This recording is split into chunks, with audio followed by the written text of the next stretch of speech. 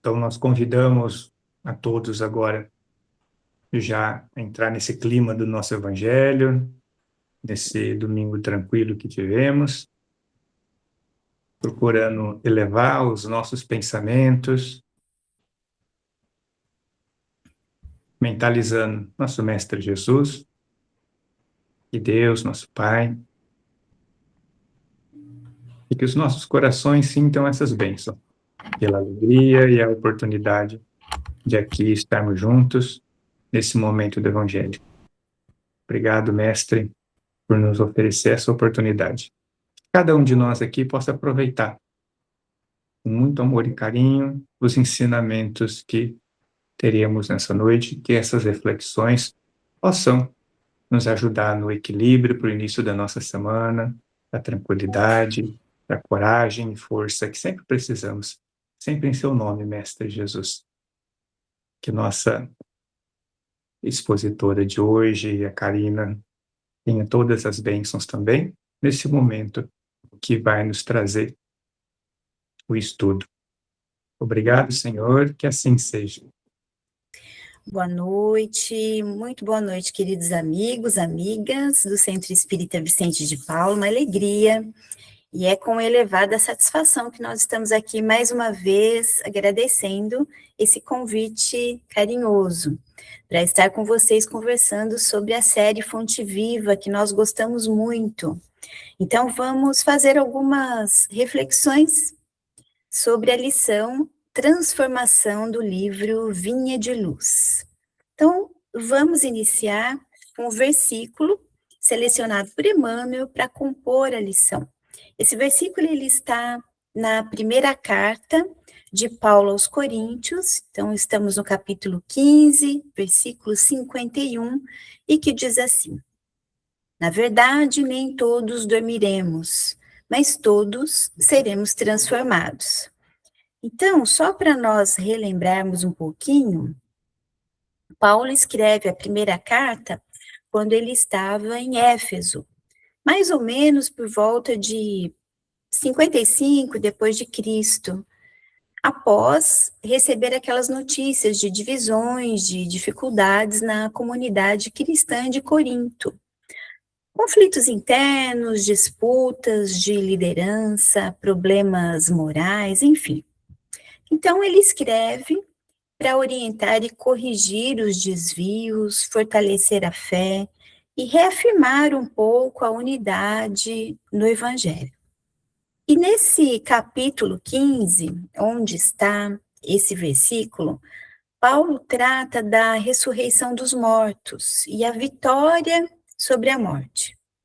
Então, nesse versículo, ele, entre aspas, revela um mistério e na maioria das discussões teológicas, uma das interpretações desse versículo é que esse, entre aspas, mistério citado por Paulo é o da ressurreição dos corpos na parousia, naquela segunda vinda do Cristo, o juízo final, enfim. E justamente, então, sobre isso, o benfeitor trabalha essa lição. Então, vamos ver como Emmanuel inicia a lição. E nós vamos aqui fazendo algumas reflexões, na verdade, trazendo alguns olhares, não é? Porque o Evangelho com Emmanuel, como sempre, né, no Evangelho, nós vamos ter, assim, um leque de reflexões, de considerações que nós podemos trazer. Nós vamos aqui por uma linha. Então, ele começa a lição dizendo o seguinte: refere-se o apóstolo dos gentios a uma das mais belas realidades da vida espiritual.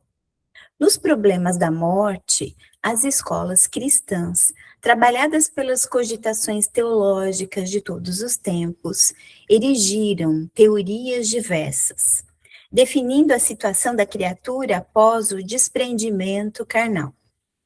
É justo que semelhante situação seja a mais diversificada possível. Ninguém penetra o círculo da vida terrena em processo absolutamente uniforme, como não existem fenômenos de desencarnação com analogia integral. Cada alma possui a sua porta de entrada e saída, conforme as conquistas próprias. Então, vamos parar aqui um pouquinho, vejam que Emmanuel destaca que ao longo dos séculos surgiram interpretações diferentes sobre o que acontece após a morte. Mas nós, no Espiritismo, estamos esclarecidos sobre isso, e o Espiritismo vem esclarecer muito forte, com base na observação dos fenômenos mediúnicos, né, no intercâmbio, que a morte não é interrupção, mas uma mudança de estado. E a vida espiritual, ela é organizada e contínua. Então, o espírito conserva a sua individualidade, e que nós sabemos se expressa através do perispírito, que é um outro corpo de manifestação, mas é um corpo espiritual. E ele reforça que não existe desencarnação e reencarnação iguais para todos. Porque os conteúdos espirituais, as necessidades, o contexto de vida de cada espírito não são iguais. Então, há essa diferença no processo de desencarne. Então, depende.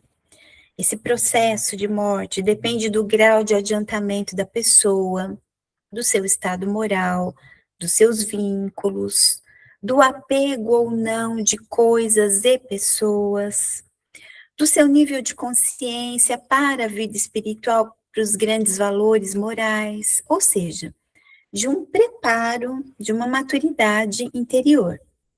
E Kardec vai falar muito bem sobre isso na segunda parte do Livro dos Espíritos, que devemos estudar, vale a pena.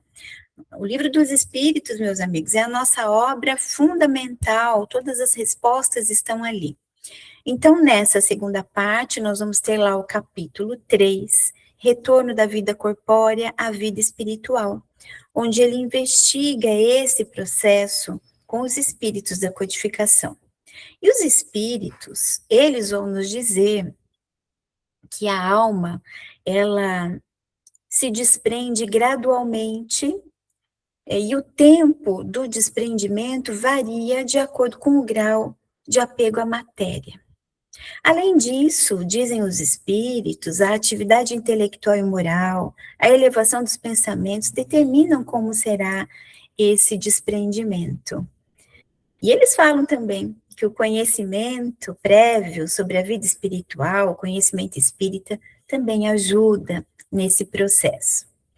E exemplificando isso que os espíritos trazem nessa segunda parte do Livro dos Espíritos, nós temos uma obra muito interessante, muito estudada na medicina espírita, que é Obreiros da Vida Eterna, da coleção André Luiz. Então, nesse livro, nós vamos ter o estudo e a descrição de 4 mortes e uma moratória. E nós vamos observar que o processo de morte de cada um ali descrito não é igual. Concretizando isso que Emmanuel está dizendo e o que nós aprendemos com Kardec.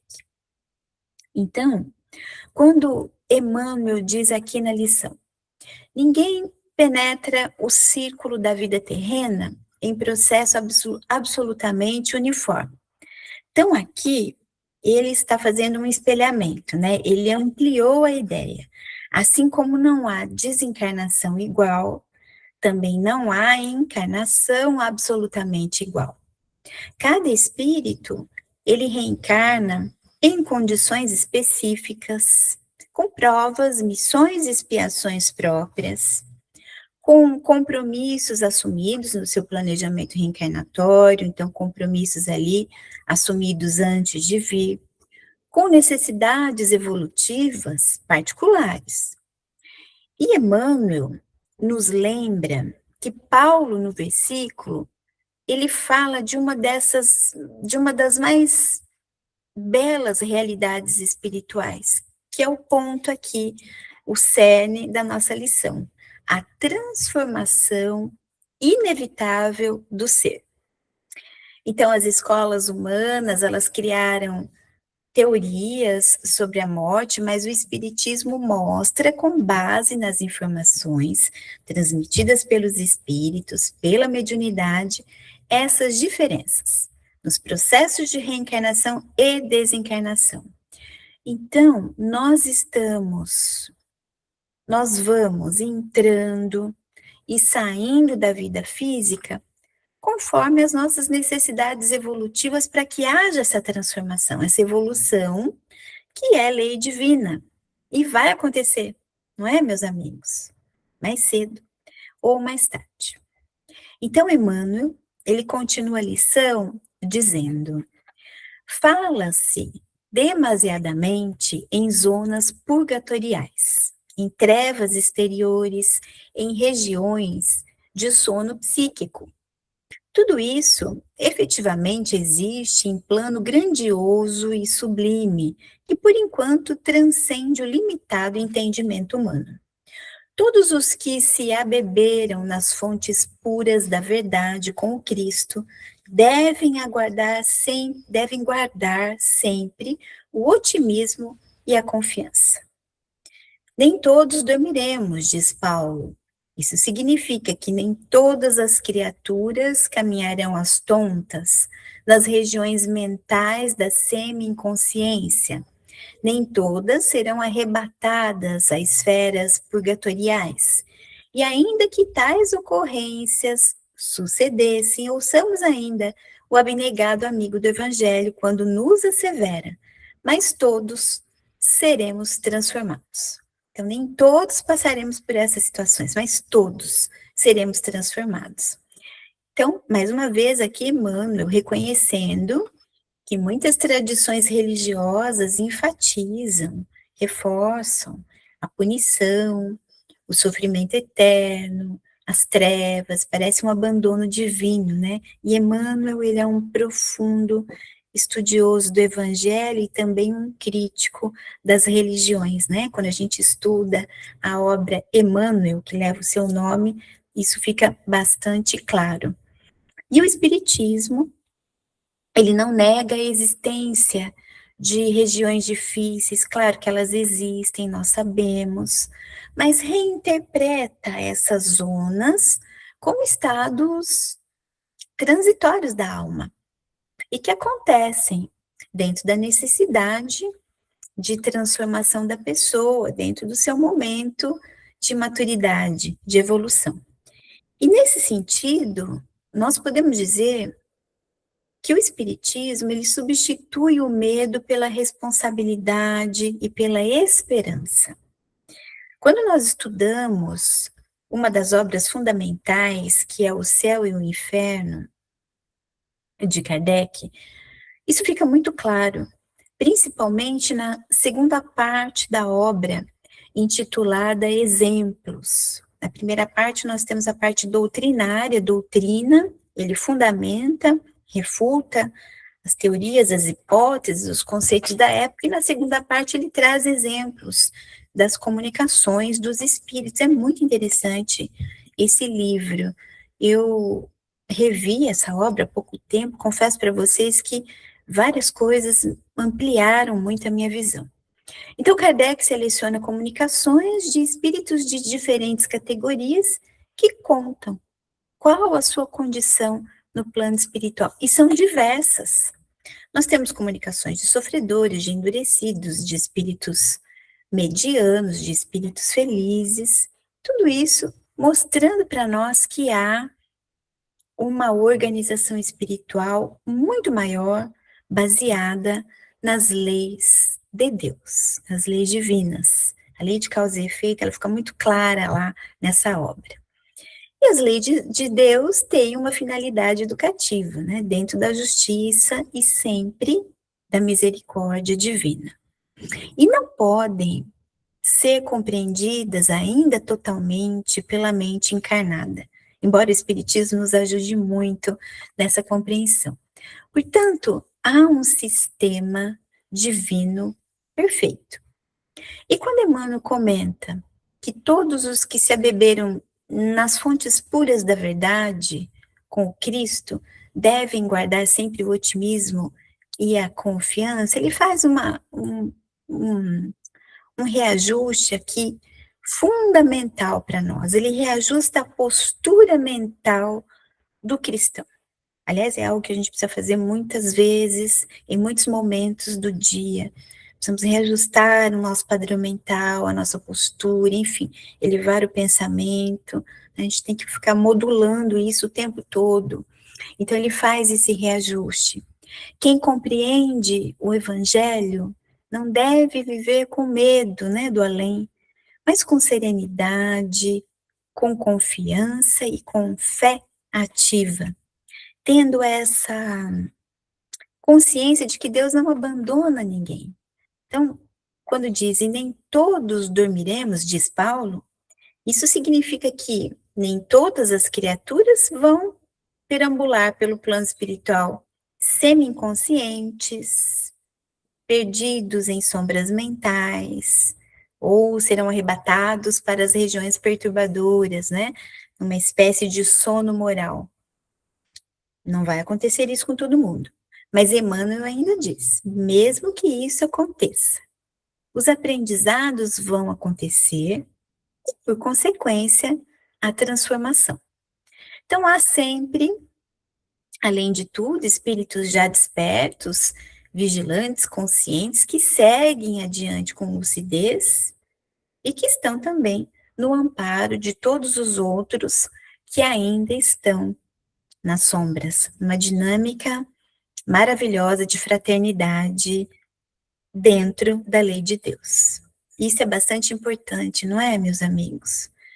Entender que essas regiões inferiores, nós chamamos de regiões umbralinas, né? Não são destino obrigatório. Porque eu já ouvi muitos espíritas acreditarem que todos obrigatoriamente irão para as regiões umbralinas, aquele lodo lá, né? Aquele lodo do nosso lar. Nada disso. Esse tipo de região, não. Nós vamos ter lá, em Obreiros da Vida Eterna, ainda no capítulo 2, num item interessante, Desencarnes Assistidos. Esse capítulo é um capítulo, ele mostra que espíritos preparados, mais maduros, não passam por zonas de sofrimento. E um ponto profundo, ou talvez até o cerne da lição, está nesse trecho de Emmanuel que diz: e ainda que tais ocorrências sucedessem, mas todos seremos transformados. Então, mesmo que alguém passe por essas regiões difíceis, ou fique nesse estado ruim de perturbação, um estado de perturbação pós-morte, nós sabemos que é natural, maior ou menor, né, aquele estado descrito na segunda parte do Livro dos Espíritos, também tem conexão com a nossa natureza íntima, o nosso grau de amadurecimento, né, afinidade ou não com a matéria, isso também é determinante nesse estado. Então, mesmo que alguém passe por isso, enfrente sombras, experimente dor moral e tantas outras coisas, esse processo de transformação, ele é inevitável. Ele está acontecendo, e às vezes a gente pensa que não, né, que está tudo estagnado, mas às vezes sim, tem já uma sensibilidade para a transformação, e ele vai acontecer em algum momento da jornada do espírito. Então, isso é um alento para nós. Não existe queda definitiva, condenação eterna. O que existem são esses estados transitórios da alma. Então, nem todos passarão pelas mesmas situações ou mesmas regiões espirituais. E mesmo que passem, diz aqui Emmanuel, né? Nós vamos ter a transformação, seremos amparados e transformados. Porque a evolução é lei divina. E ninguém está fora da misericórdia de Deus. Então, o benfeitor Emmanuel, ele continua a lição dizendo: Paulo não promete sofrimento inesgotável, nem repouso sem fim, promete transformação. Ninguém parte ao chamado da vida eterna senão para transformar-se.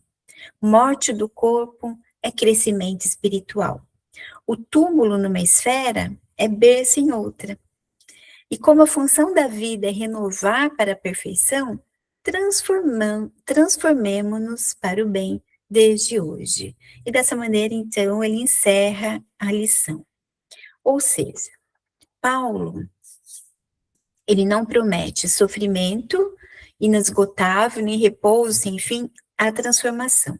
E aqui Emmanuel, ele corrige ou reajusta duas distorções muito comuns de outras religiões, né? Essa crença em castigos eternos que não existem, segundo o Espiritismo, nós já sabemos, a crença em paraísos estáticos, né? Aquele estado de contemplação ociosa que também não existe, ou ainda aquele repouso, né? No aguardo do juízo final. Embora o indivíduo que acredita firmemente que irá dormir e acordar no juízo final, por conta desse padrão mental, ele pode, após desencarnar, ficar em repouso, dormindo. E isso está muito bem descrito também numa obra de André Luiz, outra obra de André Luiz, que é Os Mensageiros. Nós temos lá o capítulo Os que Dormem. Eu acho que são 3 capítulos sequenciais sobre o assunto, se não me engano, os que dormem, pesadelos, e depois os efeitos da prece no tratamento. Então, é exatamente isso. E mais que isso, André Luiz nos mostra que aquilo que nós acreditamos, as nossas crenças, o tipo de pensamento molda a nossa realidade mental. A gente estuda muito bem isso no livro Pensamento e Vida, do próprio benfeitor espiritual Emmanuel, né? Uma cartilha muito pequenininha, mas é um livro extremamente profundo que todos nós deveríamos estudar. Então, o pensamento molda a nossa realidade, isso é muito importante. De uma maneira, assim, bem resumida. André Luiz está visitando o posto de socorro espiritual Campo da Paz, com o Aniceto. E ele conhece um pavilhão grande, onde nós temos ali quase 2.000 espíritos que estavam adormecidos profundamente. Muitos estavam ali em posição fetal, com expressões de medo, dor, desespero, alguns de olhos abertos. E André Luiz fica surpreso, né, observando tudo aquilo, mas ele observa a assistência espiritual a esses irmãos. Olha que bonito. Então, vamos focar no positivo, né, no amparo. E o Alfredo, que é o diretor desse posto de socorro, ele explica essa situação e ele diz que 400 desses 2.000 pacientes já estavam suscetíveis de despertar e iniciar um tratamento intensivo. Mas ele vai explicar que são pessoas que, quando encarnadas, nunca se entregaram ao bem ativo, renovador, e acreditavam que com a morte vem o nada, ou o sono eterno. Sono eterno. E ele diz que aqueles que acreditam na vida eterna, que a vida continua, mesmo não sendo cristãos, estão desenvolvendo faculdades de movimentação espiritual. E quando chegam no plano espiritual, estão num estado melhor. Inclusive num estado de locomoção, olha que interessante, né? De movimentação, de locomoção. E tem aqueles que perseveram na negação absoluta, materialistas, que nada vem além da carne, não é? Nada de conhecimento espiritual, nenhum valor além disso, né? Não tiveram uma busca maior quando encarnados e são, infelizmente, muito infelizes. Então, dormem, porque se magnetizaram pelas suas próprias convicções materialistas e negativistas. Olha, meus amigos, é o poder da mente, do pensamento. Como é importante isso. É o sono que acreditaram. Mais tarde, claro, vão acordar. Acordam, mas perturbados, doentes.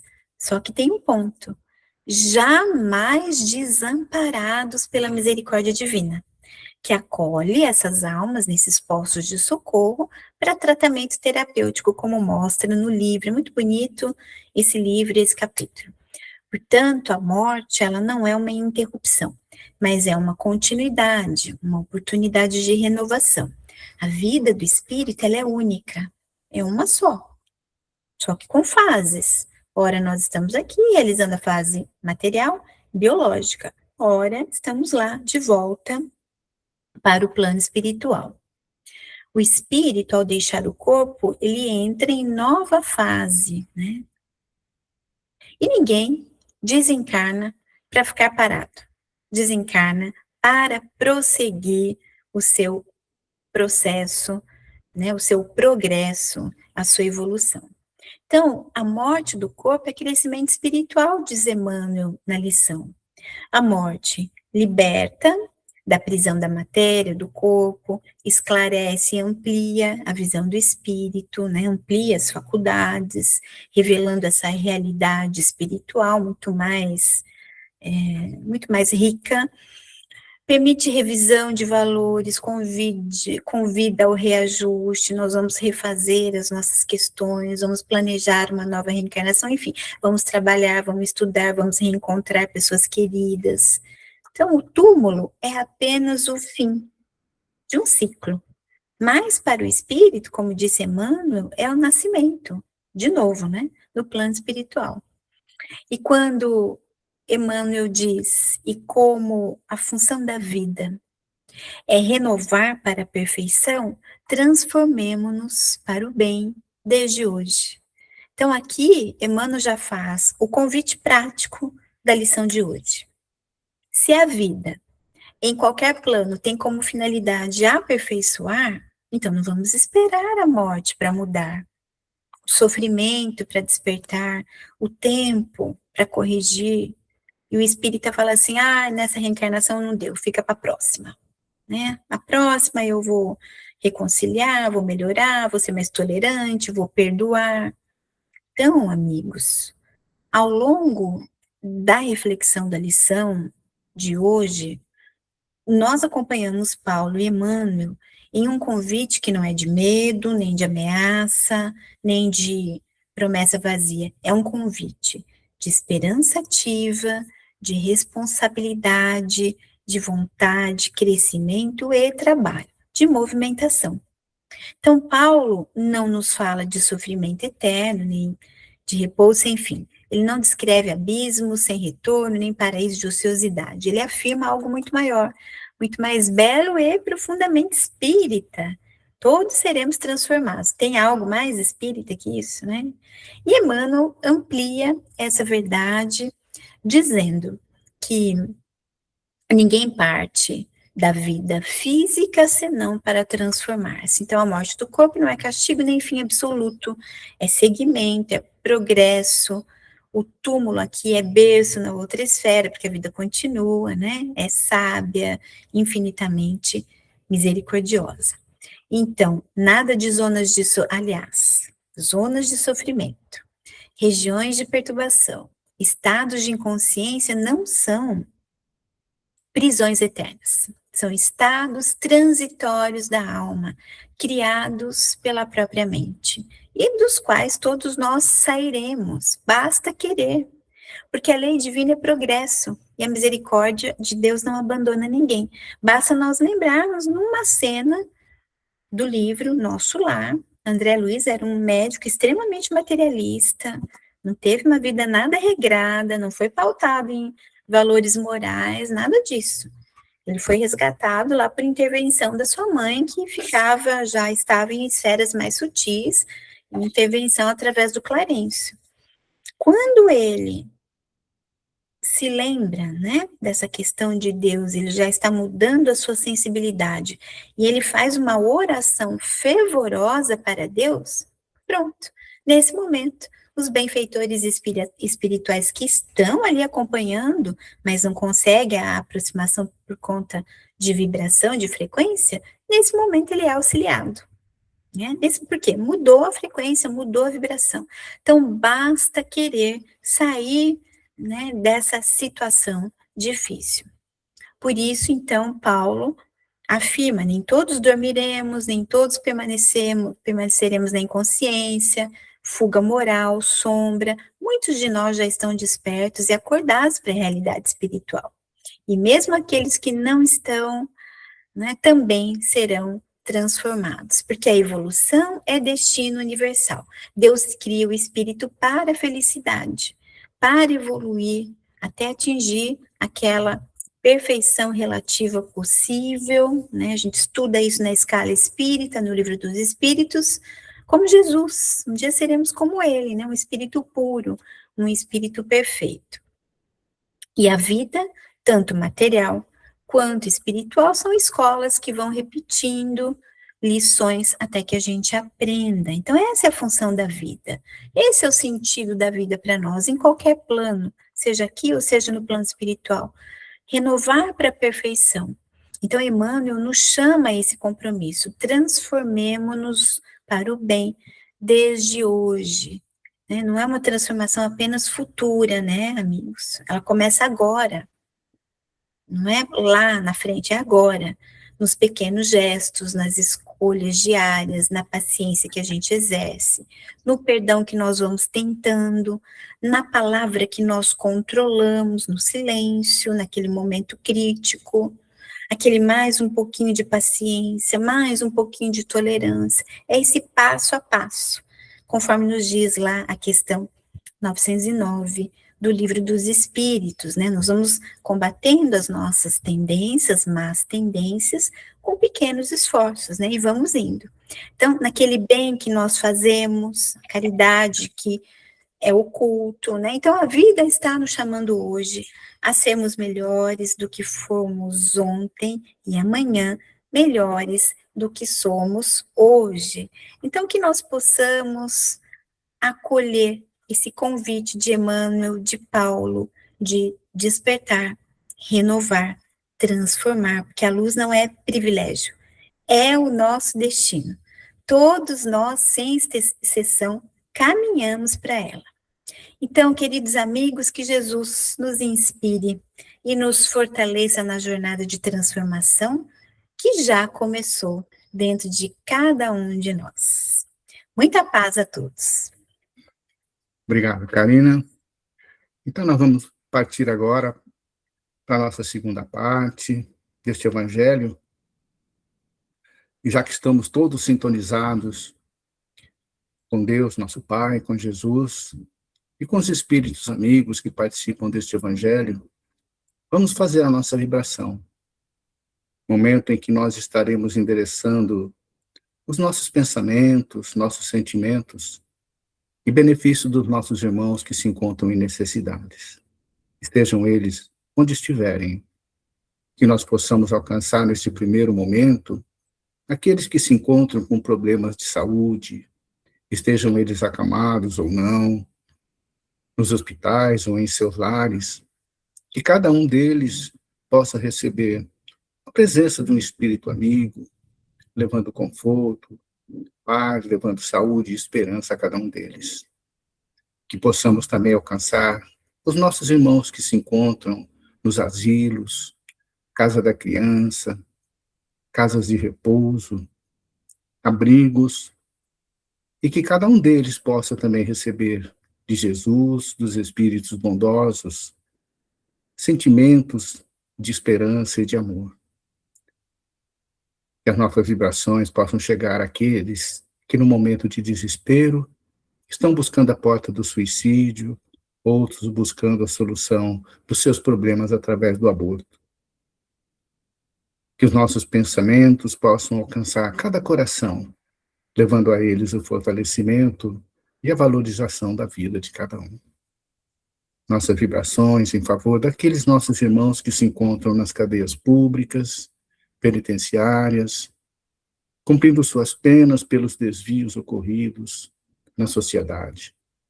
Que eles sejam tocados por uma luz de amor, fazendo com que eles possam mudar seus pensamentos e um dia, quem sabe, voltar a viver em sociedade. Nossas vibrações pelos andarilhos, pelos nossos irmãos que se encontram no vício das drogas. Que eles também sejam amparados por nossas vibrações. Vibrações para todos os locais que se encontram em conflito, em guerra, levando esperança, levando fortalecimento aos familiares daqueles que lá se encontram, para que eles possam permanecer com a esperança e a fé de que um dia tudo isso possa ter um fim. Vamos também pedir as vibrações que elas possam chegar aos lares de cada um de nós que esteja participando deste evangelho. Também chegar aos lares dos nossos familiares, fortalecendo a cada um de nós, fortalecendo a todos nas nossas necessidades. Que possamos, então, neste momento, agradecer a Deus, agradecer a Jesus, aos espíritos que participam conosco, pela oportunidade que tivemos, mais uma vez, de participar desse grupo de estudo. Que Jesus nos fortaleça sempre e que a nossa esperança seja cada vez maior. E que assim seja.